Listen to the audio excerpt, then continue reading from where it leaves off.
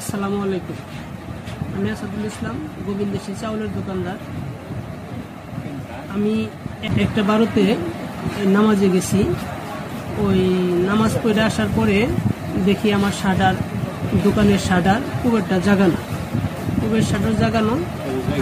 আমি ক্যাশের কাছে আসছি, তখন দেখি যে আমার ক্যাশটা বঙ্গা দিয়ে, মানে চাউল দোকানে বঙ্গা দিয়ে চারা দেয় ভাঙছে। ভাঙিয়ে নগদ টাকা এবং মোবাইল সহ নিয়ে গেছে।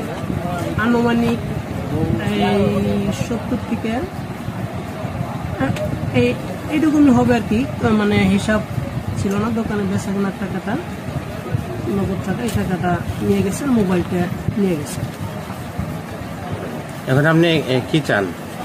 এখন আমার মোবাইলটা সহ নিয়ে গেছে। মোবাইলটা আমি থানায় জিডি করে আইনের সহযোগিতা নিয়ে, যদি এটা আমি উদ্ধার হয়, আইনের কাছে আমি সহযোগিতা যাচ্ছি।